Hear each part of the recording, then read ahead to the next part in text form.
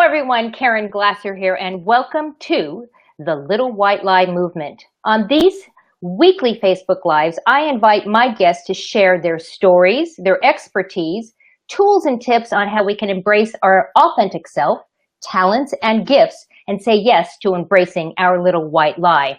So don't forget to connect with me on thelittlewhitelie.com. You'll see it's right there on the screen. And make sure you post and answer the questions that we throw out, because we're going to throw your comments right up on the screen. And don't forget to put the hashtag Little White Lie, so that we can track this all across social media and we can continue to grow this movement.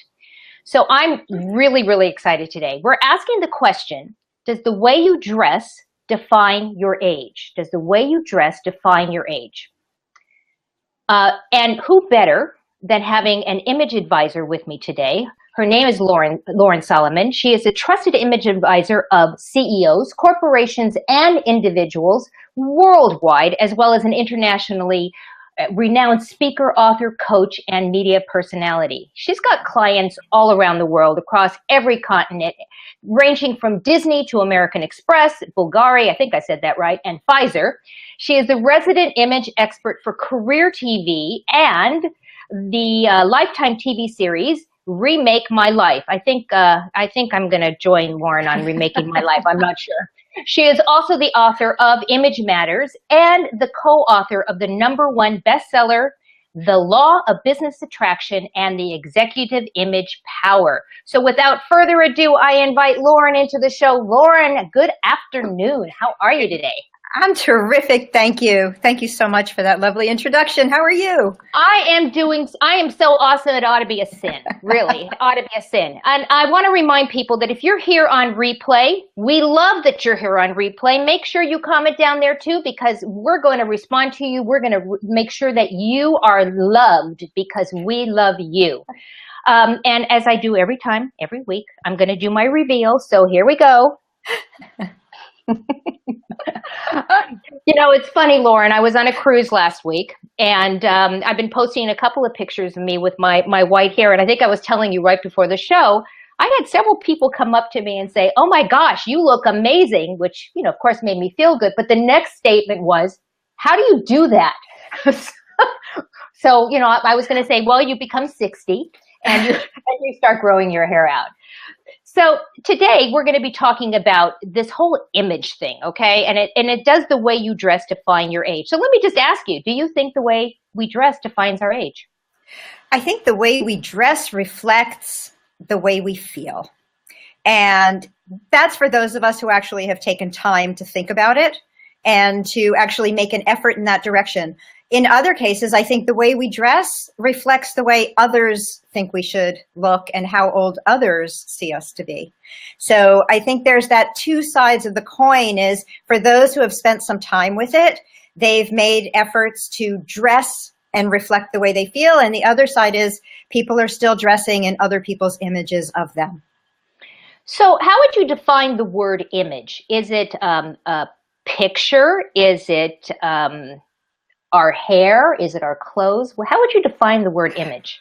It's so great that you asked that, because even when I was president of the Image Association, we really struggled with the word image. The word image has a horrible image problem, and it could use some consultation. Good knows many of us have tried. But for me personally, and this is just my personal approach, is image is a very holistic view of who you want to be and how you want to be seen in the world. So image is completely within your control. So, you know, I don't think a day goes by that I don't open a magazine or a newspaper article or something online that says, or even on Facebook, social media, that will say, but first of all, I'm going to put a post up here from Nancy Ferrari. Great insight, Lauren, about dressing how people want us to look. Thank you, Nancy, for your share. Love that. The day doesn't go by that tells me if you're over 40, these are the clothes, or these are the colors, or this is what you should be wearing.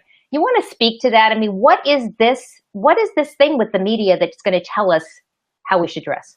Well, the media is going to tell us how we should do everything. I mean, goodness, they tell us which fork to eat with. They tell us which color to wear. They tell us what shoes to buy.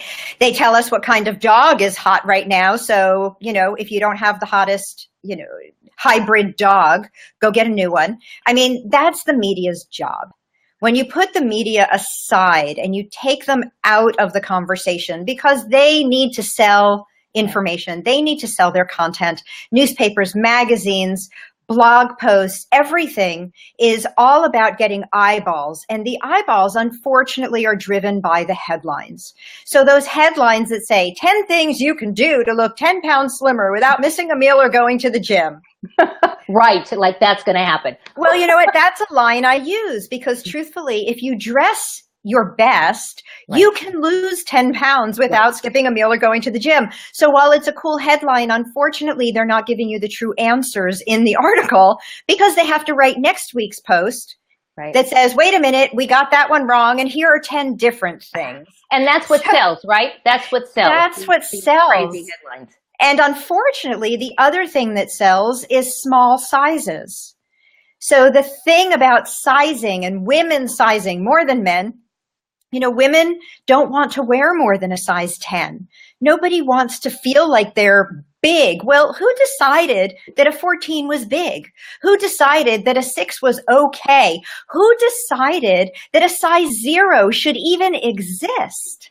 Oh my gosh. These are other questions I've got. I mean, and want to bring up the whole sizing thing in the first place. So I remember back in the day when I was still sewing my own clothes, simplicity patterns, and you would buy, whatever size you were going to buy. And then take that into the department stores. And a size 6 today is not the same size 6 from back then, right? Right, because the woman who's a size 10 wanted to be a size 6. So slowly a 6 became a 10, or at least an 8, but it's still called a 6. And that's why they had to create 0, because 2 was no longer truly the smallest size. They needed something smaller. There is 0 and 00, by the way, before you get to junior sizing. So it just goes to show that we Okay, I think Lauren has frozen over there, and I don't think she knows that she has frozen. And this is such a great conversation. I am hoping that she will know that she's frozen. I'm going to ask one of Lauren's friends, Amy, do you want to go text Lauren and let her know that she's frozen and to come back in and join us? And here she comes.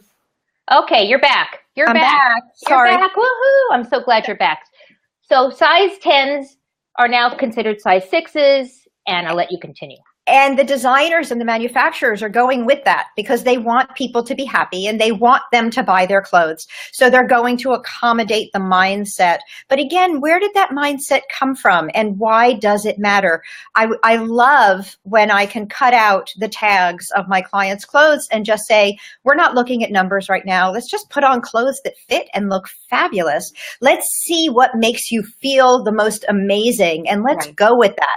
Well, that's what this movement is all about, that your inside reflects or your outside reflects how you feel on the inside and vice versa. So if somebody comes to you and says, okay, all these magazines and TV and media, they're telling me that I need to wear X, Y, and Z, how do you turn that around? How do you have that conversation with that person that's come to you?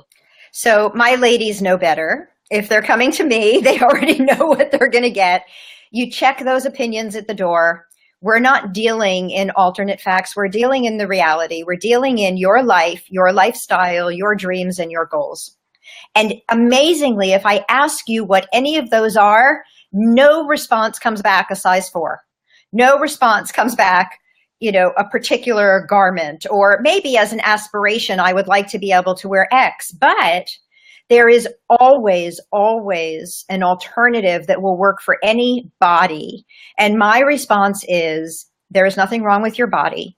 Your body and you and your life, you're quite perfect. Now we get to use the clothes as a tool to reflect that so you can show that to the rest of the world.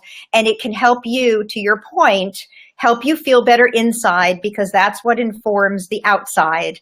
And then it's a spiral. And in my book, I write about the fact that you can't separate the two.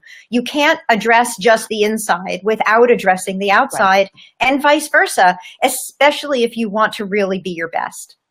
It's so important what you're saying. And one of the things that I've noticed about myself with this little thing going on up here is that I really had to become confident. I really had to step into my own confidence, my own power, and say, you know what, this is part of me and I love it. And the minute I actually had that mindset shift, that I love this. I mean, I still look at myself every so often and say, oh, look at that. I mean, it looks like I'm wearing a hat on my head sometimes, but it's a matter of confidence. And would you agree with that this is a matter of once you can look at yourself and have the inside match the outside, is that a confident thing?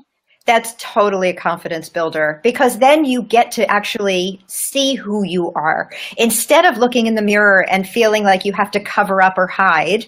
And which is why I so love your title, Little White Lie. And it's just a genius direction for the conversations that you bring, that I want you to look in the mirror and love who and what you see and know that that is authentically you. I don't want you to have to think twice about, oh, do I want to tell the world this, or do I want to tell the world that, or what am I hiding today, or whatever it takes. The whole idea is for us to live this life to the fullest. And we can't do that if we're manufacturing the parts that we want people to see. So tell us a little bit about your media experience. I mean, I know that when I introduced you, I talked about the shows that you do. What do you do with them exactly? With the shows? Yeah. So, historically, I've been a repeat guest on a number of shows, Fox, Good Day New York, when I was in New York, and also a Lifetime program called Our Home. So in that capacity, I could be the etiquette expert, I could be the image expert, we could talk about tipping, we could talk about pointy-toed shoes, we could talk about whatever we wanted to, whatever they wanted us to talk about in the realm of image, life, lifestyle. So it's image, life, and style. That's how I describe it. So however this impacts your life to whatever degree. And now currently I co-host a program that's privately owned here in Southern California called Good Day Orange County. Oh. And it's also a lifestyle segment type of segment-driven show. And no surprise to anyone, my segments are beauty, fashion, cooking, because I just love to be in the kitchen. And fortunately, my co-host does not. You get to eat everything you cook too? We do. So it's cooking without cooking. I've learned that it's called compilation in the kitchen. We don't have a heat source. So it's either a blender or a food processor. And I bring everything pre-prepared. And my favorite, apparently, who knew I was such a pudding girl? I seem to like all kinds of sweet treats that are healthy, heart healthy, low glycemic. So we did, the first one we did was avocado chocolate mousse. Have you ever had it? No. And I guess, okay. I'm not even sure what to say. Absolutely. So the beauty of avocado is that a perfectly ripe avocado will take on the flavors that you give it. And it has that moussey creaminess that when you throw it into a blender, you're going exactly. Who knew? Who knew? But it's delicious. And even the crew loved it. So we're getting a question, Lauren. What channel is your show on in Orange County? The show is, the show is on, where'd we go? There we go. The show is on it's on Channel 6. It's privately owned by Laguna Woods, the community of Laguna Woods. Okay. And ultimately we're going to take it and push it out through YouTube. So awesome. If you go onto YouTube and you Google Good Day Orange County, you'll find some of the segments up there already from previous shows. We've since moved into a beautiful new studio, and it's really upgraded, and it's a fabulous show. So ultimately it will become public in a bigger way. Right now, it's private. It's very fun. 18,000 homes that we've run to. That's amazing. So, have you ever felt, I mean, here this is what you do for a living. You are in the image arena. Have you ever felt yourself when you get on these, all these different things? Have you ever looked at the other person sitting next to you and say, I mean, are you able to have the right mindset when you get on, is what I'm Well, asking. so the beauty is growing up on the East Coast and mostly from New York City. I grew up in New Jersey and lived most of my life in Manhattan. You learn to turn it off. You learn to lose your own opinions until you're getting paid for them. So, so I don't actually get to have an opinion unless I am directly asked. And even then, I think 2 or 3 times before I answer. I'll always answer kindly, but not always completely if I think I'm in danger. So I am careful about that. The one thing that I have absolutely learned is that everyone is doing their best. Right. Everyone, I don't know a soul who wakes up and says, how can I make this a really crappy day and how can I look my worst? Hopefully nobody I know that says that. That would be pretty sad, actually. And I know like millions of people that I've come in contact with, and no one has ever said that to me. But what they do say is, I do want to do my best, and these are all the tools I have to work with. And so if lovely. I can provide more tools, right, then I can be of greater value. And, interestingly, of course, I have my own meltdown days. We all do. And it's really hard when you're in my business. So there was a period of time where I was very sick, and the only thing that I had gained overnight, I had gained an enormous amount of weight, and the only thing that fit were yoga pants and t-shirts. And of course, I wouldn't leave the house. Right. Thank God, Fresh Direct and, everybody else delivers. But I went through that thing that my clients go through, and it happens periodically, that says, I want to be my best. What am I going to do? Well, I could get on Facebook. I could get online. I could, be on camera with just this little bit showing, and I could make it work. Most people don't have that kind of control. They have to get up and get dressed and get out to work every day. Right. That's so true. So my job and my responsibility, as I see it, is to set you up for your greatest success. Like, let's just talk about your hair for a second, because I love it so much and I'm jealous and I'm not ready yet, but I'm working my way toward it.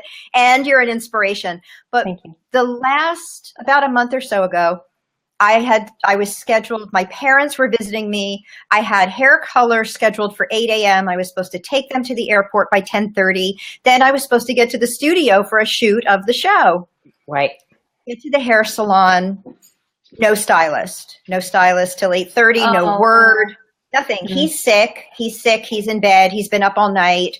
I find out at 8:30, I'm almost ready to have a stroke because my day is scheduled minute to minute. And I could feel the tears running down my face just because of all the things that had to fall into place. And here I did everything I could. And then I thought to myself, you are out of your mind. Like, you're really out of your mind. Go to the dry bar, get a blow dry. They have the color powder, fill in your roots, get to the studio, do the stupid show, keep moving. Right. And that's something that I teach my women to do all the time, is that this stuff, it's just stuff. And, if I'm ready, or anyone is ready to start doing hair and letting it grow in, you're doing it very publicly in a very bold way. But if we were working together, I would have said early on, let's chop it up and make it so cute, and let's make the gray part of the style, as opposed to, what you're doing, not because for shame, but because for most of us, we don't have your inner strength, my dear. And I really do appreciate what you're saying. And, I am fortunate. The color is coming in actually quite pretty. I have the silver thing going on, and I understand that most people are not going to have the guts to do what I'm doing, and I don't expect them to in any way, shape, or form. But I did think that I needed to make a huge statement by doing it in this public way, and I guess you would agree that that's exactly what I've done. So, guys, those of you that are listening, and I know we have viewers on, and I'm thrilled you're putting your comments down there. Answer the question, please. Does the way you dress define your age? Are you put off by thinking that you have to dress a certain way? Please comment down there, because I'd love to get your input and the information that you have. And I also would love to have you visit Lauren over at, let's get you up here. There we go. At LaurenSolomon.com. You can get to know Lauren much better over there. She's got all sorts of stuff going on in her site. And I don't know if you're actually working with new clients right now, Lauren, but I'm sure if you are, there's a way for them to reach out to you. Oh, here we got a comment here. Let's put it up here. This is from Cheryl, who says, no, I don't feel I have to dress a certain way. Hear, hear. Good for you, Cheryl. I'm really glad to hear that. And here's another one. I am 44 and dressed like I'm 64. But see now, April, I'm not sure what a 64-year-old dresses like. I'm 60, and I don't know what that actually means. Right. But that's a great comment. And any fashion experts who want a makeover, volunteer. We've got another comment from Amy who says, for me, it depends where I'm going. I am very much a jeans girl when relaxing. These are great comments. Thank you so much for sharing them. Don't forget to put a hashtag Little White Lie because we want to track this. Lauren, any last thoughts that you want to share with us? I think the biggest thing is that as we go through life and we achieve certain things, we also achieve the responsibility to show up more of who we truly are. I think when we're younger and we're still in that discovery stage, we're willing to take the marketing messages and we're willing to try them and we're willing to do a lot of things that when you get past 40 and certainly past 50, I know for me, I think 50 was kind of the turning point that said, oh, I'm just done with that. And I'm in the business, but I'm very discerning about who and how I want to show up and how I believe, women can be their best at every stage. And if it means that you don't want to wear Spanx anymore, then let's find a way that you don't have to if you've been wearing them all this time, not just going to the gym 10 hours a day. Right. And let's figure out what actually works in our lives for where we are, because no matter what we do, the best we can do is be the best we can be. And that requires comfort. Amen. Amen. I mean, how wonderful would it be if you could wake up every single morning, put on those clothes that make you feel amazing and comfortable and make you feel however you want to feel and be able to go out and face the day. That's what you need a Lauren Solomon. I guess I have to do it that way. That's what you need a Lauren Solomon for. I get confused with the cameras here because sometimes we can't do it alone and we need some help. Go check her out. I'm going to put it up one more time. At LaurenSolomon.com. Lauren, I want to thank you for taking time today to be with us. I'm so appreciative. I have so many amazing people that I can call friends in my network, and it's because of you and people like you that I'm able to create this Little White Light movement. I can't do this by myself. I do it with the greater community. So I want to thank you again, and I want to thank our viewers. Don't forget to make comments and keep it going. The conversation is going to keep on going. I know that Lauren will go back in there and make some comments. I definitely will go back there and make some comments, and look for the blog post next week on this show.